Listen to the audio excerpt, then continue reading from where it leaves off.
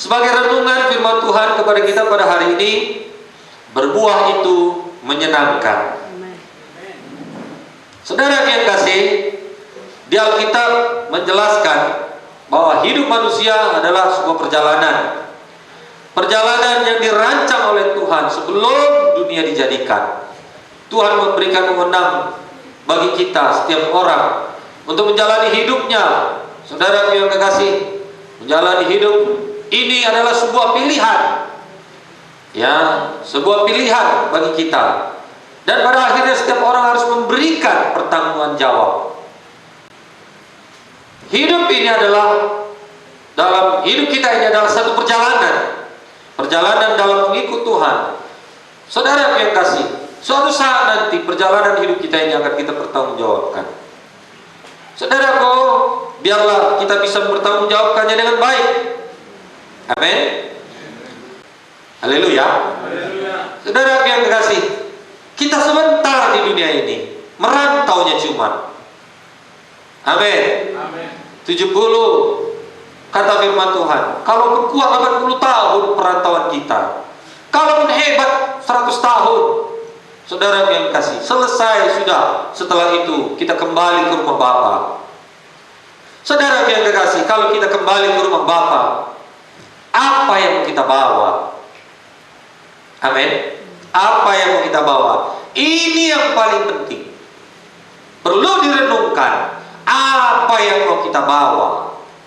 Bilang sama temannya, kalau pulang ke rumah Bapa, apa yang mau kita bawa? Haleluya. Saudara yang kasih, setiap orang kita semua sidang Tuhan, ya, diberikan perintah untuk berbuah. Sedikit aminnya. Haleluya. Hidup ini harus berguna. Bilang sama temannya lagi, yakinkan dia, hidupmu harus berguna. Sudah pernah dengar cerita antara sapi dan babi? Sudah pernah saya ceritakan itu. Amin. Cerita 2 ekor binatang, yaitu sapi dan babi. Babi berkata, sapi, kenapa? Sapi, kenapa engkau disukai orang, sementara aku enggak? Semua yang jelek-jelek sama aku. Nanti kalau manusia itu malas, katanya malas kayak babi. Kalau manusia itu jahat, katanya, atau manusia itu kedagingan, katanya, kayak babi. Makanya kata sapi, hidup ini harus berguna. Jangan kalau sudah mati baru berguna. Tengok nih aku, sapi, katanya. Semua hidupku berguna. Setelah mati pun berguna. Waktu hidup pun berguna. Waktu hidup aku membajak, waktu hidup aku menolong petani, waktu hidup aku banyak berbuat baik, mulai dari kotoranku berguna. Berguna untuk pupuk. Betul? Waktu masih hidup aku banyak kegunaanku.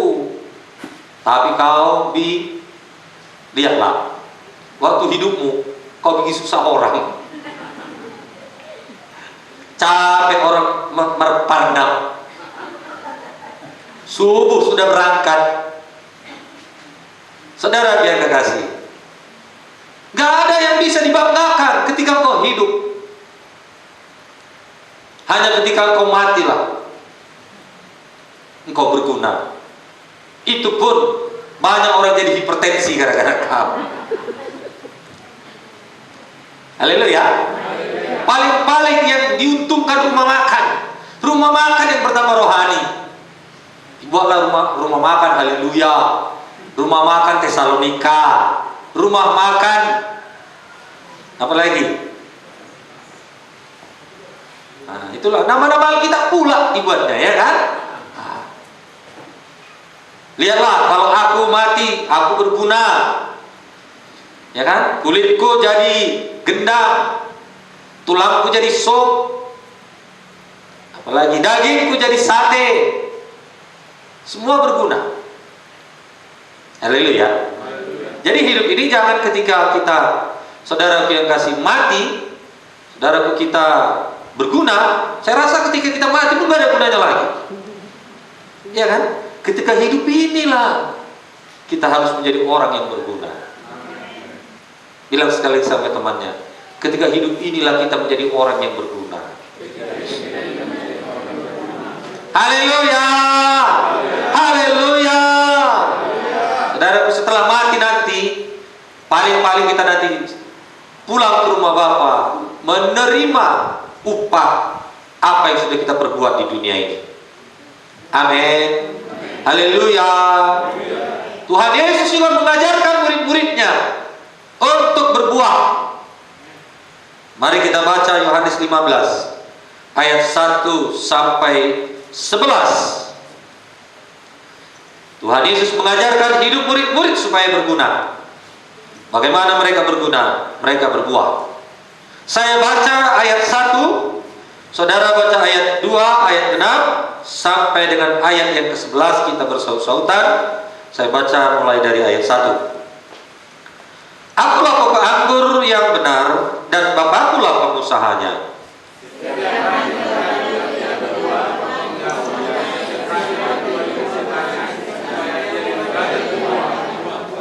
Kamu memang sudah bersih karena firman yang telah kukatakan kepadamu.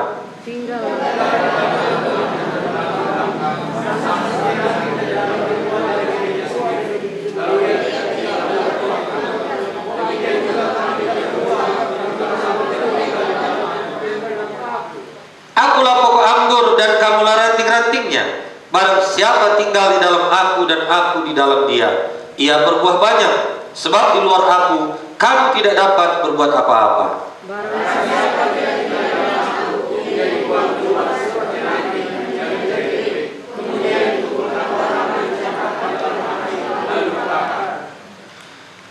Jikalau kamu tinggal di dalam aku dan firmanku tinggal di dalam kamu, mintalah apa saja yang kamu kehendaki dan kamu akan menerimanya.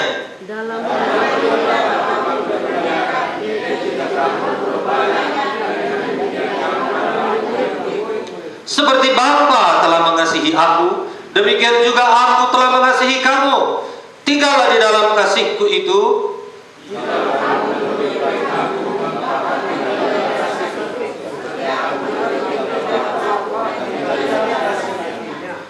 Semua itu kukatakan kepadamu, supaya sukacitaku ada di dalam kamu, dan sukacitamu menjadi penuh. Amin. Puji Tuhan, saudaraku yang kasih. Hubungan antara pokok anggur dan ranting, saudaraku, dipakai Tuhan menjadi satu kiasan kepada kita untuk memelihara hidup kita, bergantung sepenuhnya kepada Tuhan Yesus yang adalah pokok anggur. Tuhan Yesus adalah pokok, kita adalah ranting-rantingnya. Tuhan Yesus adalah pokok dan murid-murid adalah ranting-rantingnya. Saudara yang kekasih, di Israel sangat diperhatikan pemeliharaan anggur. Amin. Sangat mereka perhatikan karena kehidupan mereka tidak banyak, pertanian mereka yang mereka buat tidak bisa banyak. Pada waktu itu belum begitu hebat pengetahuan mereka tentang, saudaraku yang kasih, pertanian. Sekarang ini saja pertanian Israel luar biasa. Amin. Mereka sangat memperhatikan ini, saudara yang kasih. Ya, jadi bangsa Israel ini sedikit menyimpang dari ini. Bangsa Israel sekarang pertaniannya luar biasa, saudara yang kasih. Bayangkan padang gurun bisa mereka sulap menjadi satu pertanian yang luar biasa. Hasilnya pun luar biasa. unggul dan besar-besar. Amin. Yang sudah pernah ke sana, pohon pisang yang mereka tanam tingginya sebegini, saudara, buahnya juga hampir sebegini, hampir menyentuh tanah buahnya. Mereka sekarang sudah bisa menanam semangka, mereka sudah bisa menanam sayur-sayuran. Saudaraku, lebih hebat dari seluruh dunia menanam pertanian bangsa Israel sekarang. Saudaraku, dari mana mereka bisa? Gak ada air di sana. Ternyata kepintaran mereka itu sangat luar biasa. Mereka mengambil air dari embun sepanjang malam. Mereka olah, mereka buat, saudaraku, embun itu menetes ke setiap tanah, tanaman, sayuran-sayuran mereka. Haleluya. Haleluya. Sungguh luar biasa. Kalau masalah pupuk tidak bisa tertandingi. Kalau masalah hasil tidak bisa tertandingi. Semuanya dilakukan dengan mesin, semuanya dipanen dengan mesin, menanamnya pun dengan mesin, membabatnya pun pakai mesin, segala sesuatunya pakai mesin. Mungkin hanya satu orang saja pakai remote, diarahkan ke sana kemari. Ada videonya di sini. Saudaraku, sangat-sangat canggih. Kita memanen padi masih 100 orang. 100 orang menyabitnya. Tapi Israel nggak perlu satu orang pun. Mereka hanya perlu membuat satu mesin. Satu mesin membabat semuanya. Masuk, saudaraku, ke tongnya itu. Dari tongnya itu bisa langsung digiling pun. Keluarnya sudah beras. Begitulah dahsyatnya kecanggihan teknologi mereka. Jadi mereka sangat memperhatikan ini. Amin. Tidak kebetulan, saudaraku, Tuhan membuat satu perumpamaan bagaimana pokok anggur dan ranting-rantingnya. Dia adalah pokok anggur, kita ranting-rantingnya. Mereka sangat memperhatikan ini. Mana ranting yang tidak berbuah, yang tidak berguna dipotong. Untuk apa dipotong? Supaya sari-sari makanan, zat-zat makanan tidak mengalir ke cabang-cabang yang tidak berguna. Amin. Saudara, di sini banyak yang berbunga. Saudara tahu bagaimana merawat bunga dengan baik. Kalau pucuk merah itu dibiarkan begitu saja, maka dia akan tidak beraturan. Tapi kalau pucuk merah itu dipangkas dia sedemikian rupa, ditata, bisa dibuat bentuk piramid, bisa dibentuk seperti lingkaran. Saudara yang kekasih, bisa bergelombang-bergelombang. Semua dibentuk bisa menjadi indah. Amin. Haleluya. Bangsa Israel tahu bagaimana merawat pokok anggur supaya pokok anggur itu lebih baik, lebih unggul, lebih banyak buahnya. Mereka harus memangkasnya. Itu salah satu, saudara yang kekasih, diperbuat mereka untuk pokok anggur supaya menghasilkan dengan baik. Haleluya. Saudara yang kekasih, kiasan ini dipakai mengenai sikap hati bangsa Israel. Ya, sikap hati mereka bagaimana kepada Tuhan. Saudara yang kekasih, apakah mereka menjadi pokok anggur yang baik, yang manis, atau menjadi pokok anggur yang pahit, bukan pahit, yang asam. Saudara yang kekasih, atau yang busuk. Berbuah juga, tapi bukan buah yang baik. Harus dipotong. Cabangnya itu harus dipotong. Amin. Haleluya. Ada yang sudah gugur sebelum masak, saudara yang kasih. Nah, jadi perawatan perlu dalam menanam pokok anggur. Amin. Haleluya. Nah, kembali kepada kita ini adalah caranya. Tuhan Yesus adalah pokoknya, Bapa di sorga adalah pengusahanya. Amin. Nah, saudara yang kekasih, ya, Dengan berpaut kepada Tuhan, ya, dengan berpaut kepada Tuhan, potensi besar untuk kita menghasilkan buah atau berhasil atau buah yang manis bisa jadi dalam hidup kita.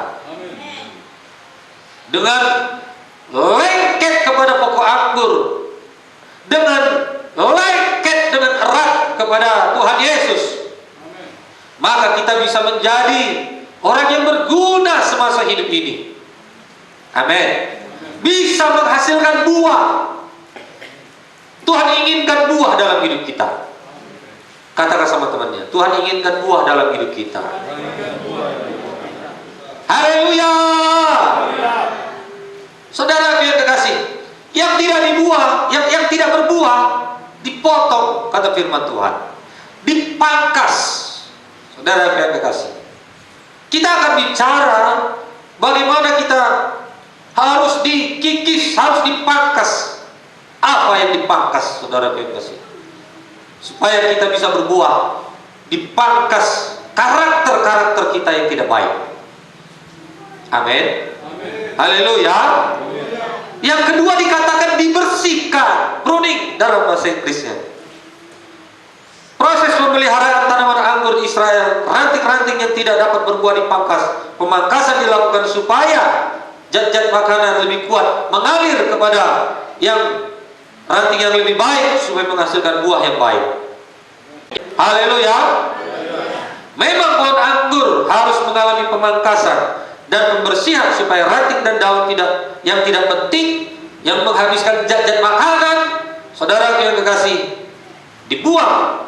Itu adalah menjadi sasaran bagi petani. Saudara membuang semua yang tidak berguna. Nah, saudara yang kekasih, kita perlu mencatat dari perkataan Tuhan Yesus hal pemangkasan tanaman anggur di sini, bahwa pemangkasan dimaksudkan bukan satu hukuman. Amin. Amin. Saudara yang kekasih, karakter kita yang tidak baik harus dikikis. Itu bukan satu hukuman. Disiplin kepada kita bukan satu hukuman. Haleluya. Bukan satu hukuman, melainkan supaya kita bisa menjadi orang yang beriman dan penuh kasih. Bertumbuh karakter kita, bisa dinikmati oleh semua orang. Haleluya. Bukan tujuan untuk merusak pohon itu, bukan. Saudara yang kasih, bukan tujuannya merusak saudara umat Tuhan. Bukan berarti Tuhan itu kejam kepada kita, saudara yang kasih, melainkan tujuan Tuhan melakukannya, saudara yang kasih, supaya membentuk kita semakin sepadan menjadi seperti Yesus. Mau menjadi seperti Yesus, harus dipangkas. Mau menjadi seperti Yesus, harus dibentuk. Mau menjadi seperti Yesus, harus didisiplin. Saudara yang kekasih, haruskah? Harus. Kalau tidak bisa menjadi segambar dengan Tuhan. Mau menjadi segambar dengan siapa kita? Mau menjadi segambar dengan dunia ini? Bergaulah dengan dunia. Makanya orang yang bergaul dengan dunia menjadi sama dengan dunia. Tetapi yang bergaul dengan Tuhan akan menjadi segambar dengan Tuhan. Amin. Haleluya. Nah, saudara yang kekasih, pohon anggur adalah jenis pohon yang memerlukan perawatan rutin, dibersihkan agar berbuah. Hidup kita juga harus dibersihkan dari segala sesuatu yang berbau dosa, yang berbau, saudara, keduniawian, harus dibersihkan. Haleluya. Harus dibersihkan. Tiap kali kita beribadah, berdoa, membaca firman Tuhan, melayani, kita dibentuk dan diproses agar memiliki karakter seorang murid. Itu adalah membentuk kita. Jadi kita hadir di sini membentuk kita menjadi seorang murid, membentuk kita menjadi pokok anggur yang baik. Dilatih untuk datang di cell group, dilatih untuk melayani, dilatih untuk berdoa setiap hari. Saudara yang kasih, berdoa syafaat, semuanya itu adalah bentukan-bentukan bagi kita untuk segambar dengan Tuhan. Kadang-kadang itu pun belum cukup. Amin. Haleluya. Kita belum tahu kalau di gereja itu bagaimana dia, saudara yang kasih hidupnya, apakah sudah segambar dengan Tuhan atau belum. Oleh karena itu, marilah kita didapati di mana saja, kapan saja, mencerminkan karakter Yesus. Amin, saudaraku. Amin. Kalau kita mengaku sebagai pengikut Kristus, maka kita wajib tinggal di dalam Yesus. Maka kita harus tinggal di dalam Yesus, dan Yesus tinggal di dalam kita. Amin. Saudara yang terkasih, kalau tidak ada Yesus tinggal di dalam diri kita, maka yang lain yang tinggal di dalam diri kita ini. Betul, saudaraku? Oleh karena itu, saudaraku, supaya kita bisa dibersihkan, biarlah kita membiarkan Yesus tinggal di dalam diri kita, sehingga kita memiliki hati yang lemah lembut. Mau diajari, mau dididik, mau ditegur, bisa rendah hati. Tetapi kalau bukan Yesus di dalam, maka kita akan seperti ular yang melawan, yang mematuk. Amin, saudaraku. Yang ketiga, saudaraku, kerjasama. Ayat 4 dan 6 itu tadi, saudaraku. Nah, jadi kalau kita memiliki kerjasama yang baik antara pokok anggur dan ranting-rantingnya, maka kita secara alami bisa berbuah, dan buahnya itu buah yang baik. Amin. Ada kerjasama kita dengan Tuhan. Kerjasama kita dengan Tuhan, saudara yang kekasih, ya, tinggal di dalam Dia. Setelah kuasa itu diberikan, kita harus menerima tanggung jawab supaya tetap selamat dan tinggal di dalam Kristus. Tinggal di dalam Kristus berarti menetap, bukan hanya singgah. Tinggal di dalam Kristus berarti setia dan bergantung sepenuhnya kepadanya. Karena tanpa Tuhan kita tidak dapat berbuat apa-apa. Setiap proses dapat membawa kita menghasilkan buah yang baik dan berkualitas apabila kita tinggal di dalam Yesus. Haleluya. Jadi saudara yang kekasih, syaratnya tinggallah di dalam Yesus. Bagaimana tinggal di dalam Yesus ini? Memelihara firman di dalam hatinya. Bagaimana tinggal di dalam Yesus ini?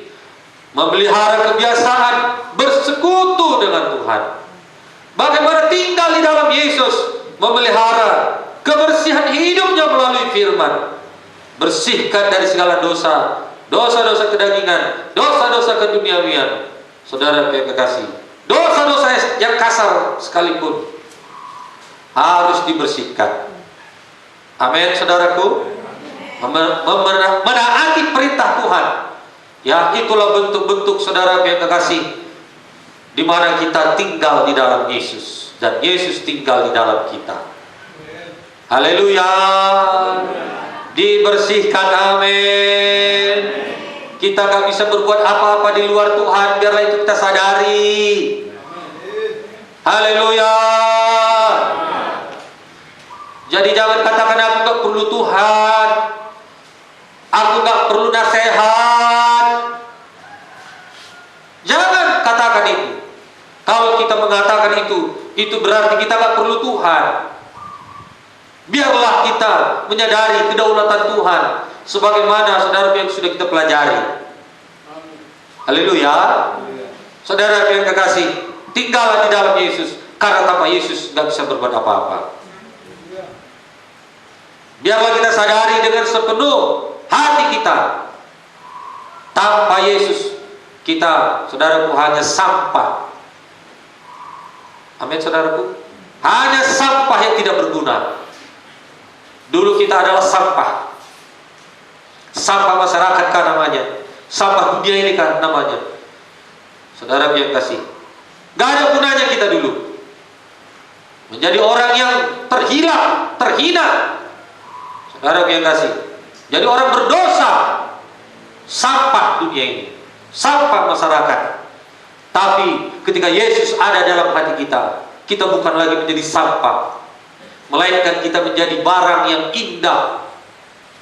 Amin.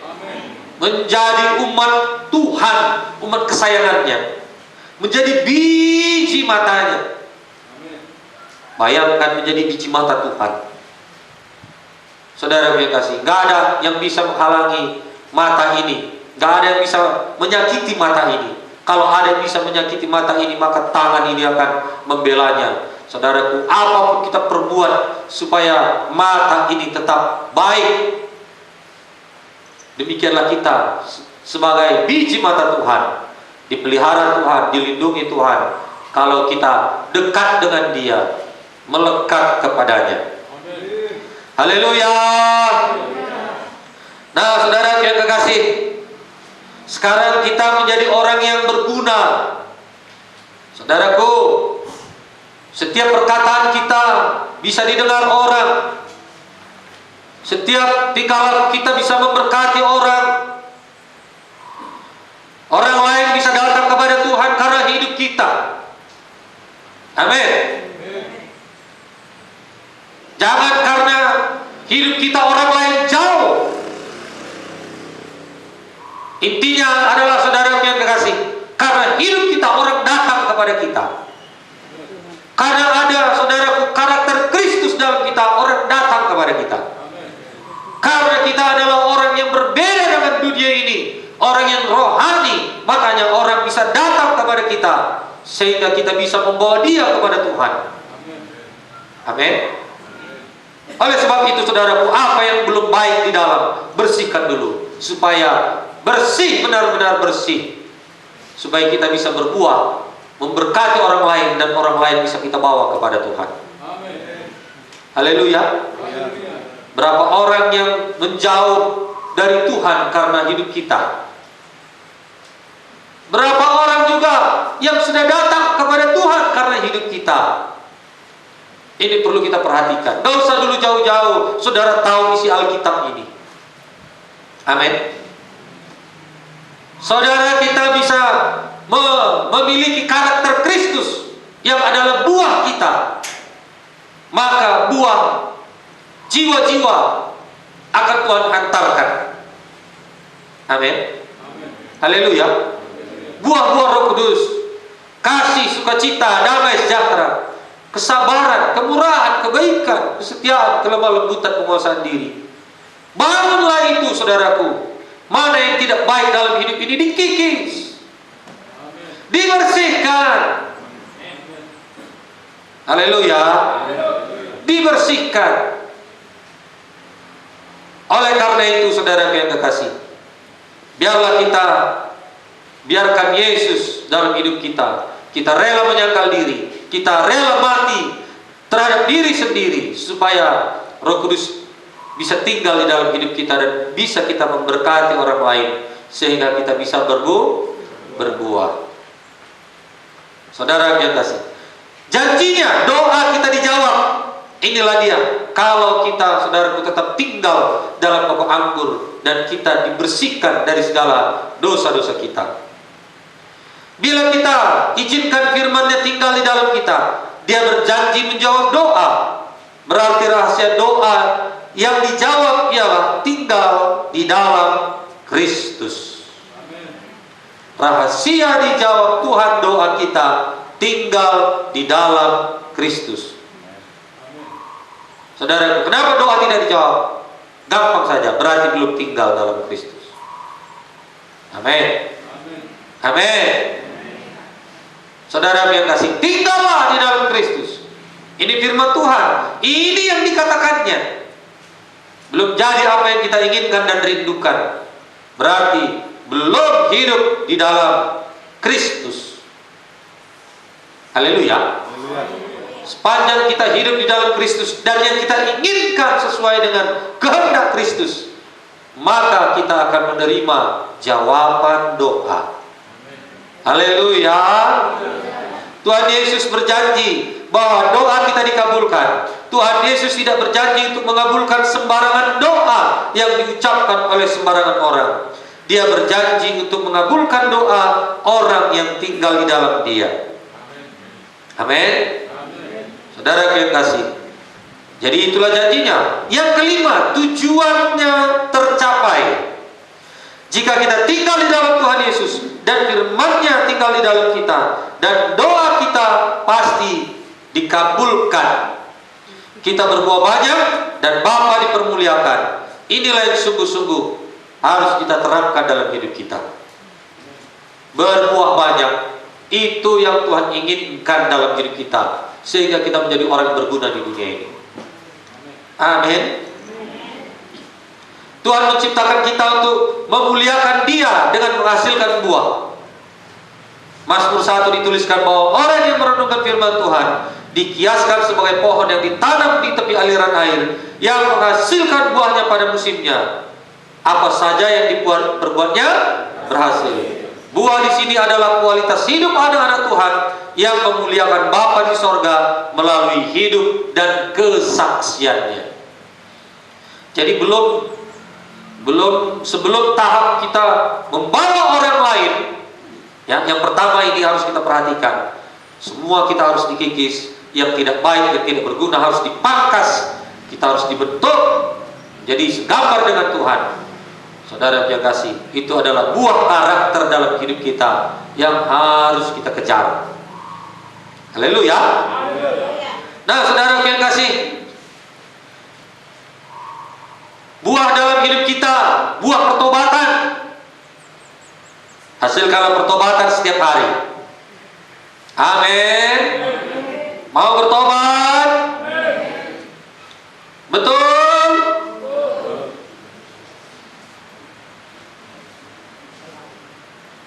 Nah, saudara yang kasih, pertobatan mempunyai dua aspek. Aspek di dalam dan aspek di luar. Pertobatan adalah betul-betul membenci dosa dan kembali kepada Tuhan, berkenan di hadapan Tuhan. Bertobat terjadi dalam hati, tetapi buah pertobatan dilihat dari kelakuan dan tingkah laku. Amin. Nah, jadi ada aspek dari dalam kita, ada aspek keluarnya. Itulah bertobat. Jadi jangan hanya ucapan saja bertobat, tapi sudah di luaran tidak bertobat. Haleluya. Jadi hasilkan buah pertobatan. Kemudian buah pengudusan.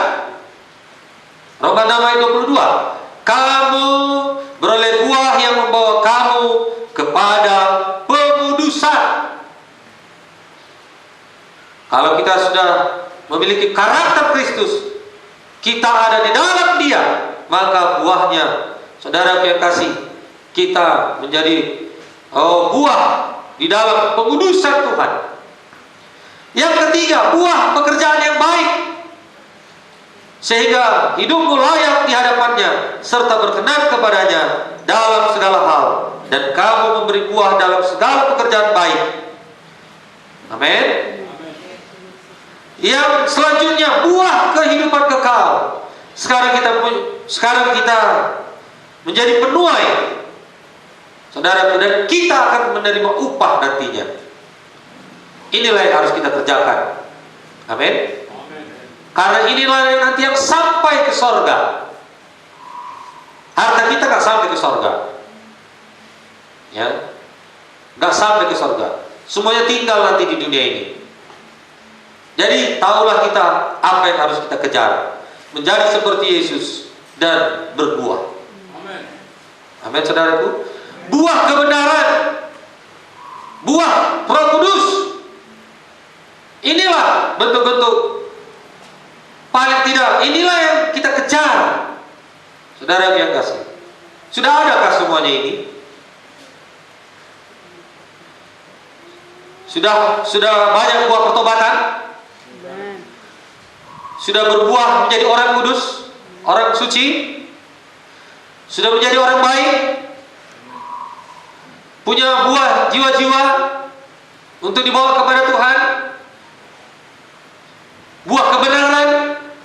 Wah, kalau kita baca semuanya, kita pusing. Kita mungkin menyerah, begitu?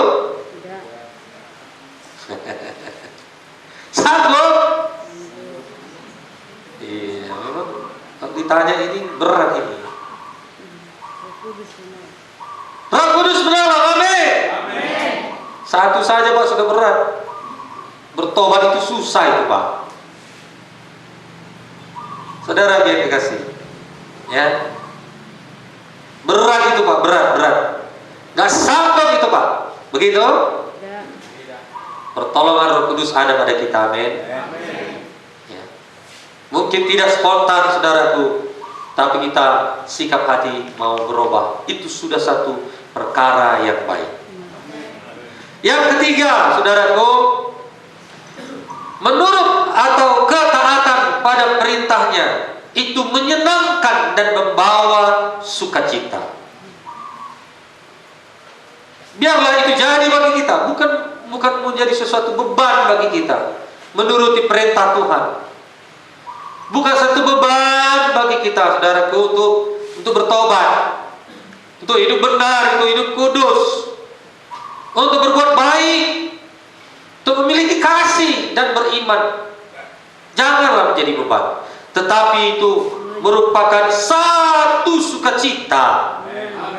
Haleluya.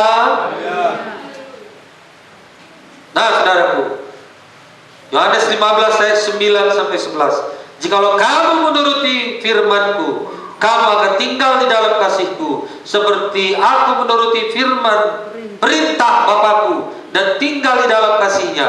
Semuanya itu Kukatakan kepadamu, supaya sukacitamu ada di dalam kamu dan sukacitamu menjadi penuh. Orang percaya harus tetap hidup di dalam suasana kasih Kristus. Yesus mengatakan bahwa hal ini terjadi dengan mentaati perintah-perintahnya. Itu bisa jadi kalau kita mentaati perintah Tuhan. Kita, saudaraku, perlu merenungkan kasih itu siang dan malam dan memfokuskan hati dan pikiran kita kepada Kristus. Itulah yang menentukan bagaimana hubungan kita dengan sesama, dengan keluarga, dengan suami istri, dengan anak-anak. Itu jugalah yang merupakan faktor penentu dari kualitas hidup kita, hidup yang berbuah dan menjadi berkat bagi orang lain. Apa tujuan hidup ini rupanya? Menjadi berkat. Amin. Jadi berkat bagi Tuhan, menjadi berkat bagi orang lain. Haleluya. Saudara yang kekasih, orang lain bisa melihat kita dan bisa bertobat, bisa berubah. Itulah tujuannya, saudara yang kekasih. Kita diselamatkan Tuhan, bina kembali hubungan dengan Tuhan. Amin. Jangan menjadi keras hati ini, jangan mementingkan diri sendiri hidup ini. Saudara yang kekasih, mari kita berbuah. Masih salah sedikit kita, saudaraku, orang-orangnya yang berbuah, buah jiwa-jiwa, mungkin buah karakter sudah semakin baik. Oleh karena itu, buah jiwa-jiwa juga harus bertambah baik. Haleluya. Haleluya. Saudara yang kasih, janganlah menjadi orang Kristen yang menjadi batu sandungan. Biarlah orang Kristen yang memiliki karakter Kristus yang bisa membawa keselamatan bagi orang lain. Amin. Sangat memprihatinkan sekarang karakter-karakter yang tidak baik, karakter orang Kristen ini. Apalagi sekarang ibadah pun sudah mulai jarang. Seminggu sekalinya, itu pun mungkin tidak ibadah masa pandemi ini. Moral dan karakter bisa semakin merosot. Kenapa? Karena sudah jauh dari persekutuan dengan Tuhan, jauh dari persekutuan sama anak-anak Tuhan. Lebih banyak waktunya untuk dunia ini. Ini tipu daya setan supaya kita, saudaraku, tidak mendekatkan diri kepada Tuhan. Haleluya. Itulah sebabnya kita usahakan, saudaraku, kita bisa tatap muka untuk beribadah, bukan hanya streaming saja. Kita tidak membatasi orang, Yang tua tidak boleh datang. Anak-anak tidak boleh datang. Semuanya boleh datang. Amin. Yang sakit boleh datang. Amin. Yang sakit kita doakan sembuh. Amin. Haleluya. Haleluya. Yang penting kita patuhi protokol. Jaga jarak. Amin. Tapi jangan jaga jarak kepada Tuhan. Amin. Mendekat kepada Tuhan. Amin. Bagus. Saudara yang kasih. Ikuti protokol, cuci tangan. Ya. Pakai hand sanitizer. Pakai masker. Amin. Amin. Apalagi? Periksa kening. Periksa suhu. Semana suhu saudara? Damai-damai hari ini? Puji Tuhan. Jadi yang nggak damai-damai dalam hatinya, takut dia datang.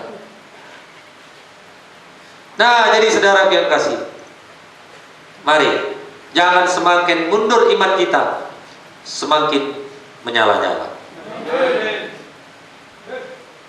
Mungkin kata orang pandemi nggak boleh bersaksi, nggak boleh menginjil, nggak boleh memuji orang lain. Tapi saudaraku, dengan hikmat Tuhan kita bisa bersaksi dengan baik. Haleluya. Kita bisa membawa jiwa kepada Tuhan. Karena firman Tuhan berkata, pada akhir zaman penuaian besar terjadi. Kalau kita tidak kabarkan penginjilan, kalau kita tidak kabarkan, oh saudaraku, berbuah, maka tidak ada penuaian jiwa-jiwa. Jadi dalam segala hal hidup kita ini, mari kita fokuskan panggilan Tuhan dalam hidup kita di dunia ini untuk berbuah. Itu menyenangkan. Amin. Coba kalau saudara bawa jiwa kepada Tuhan, membawa orang berdosa kepada Tuhan, datang ke gereja, senang gak? Sangat senang. Saudara yang kasih. Jadi fungsi gereja, fungsi sidang Tuhan ini belum berubah. Bawalah jiwa-jiwa kepada Tuhan. Bawalah yang sakit. Bawalah orang yang berdosa. Bawalah orang yang berbeban berat. Amin. Bawa di tempat ini. Ada Tuhan yang memberikan jawaban kepada mereka. Haleluya. Puji Tuhan, saudara yang kasih. Mari kita bangkit berdiri.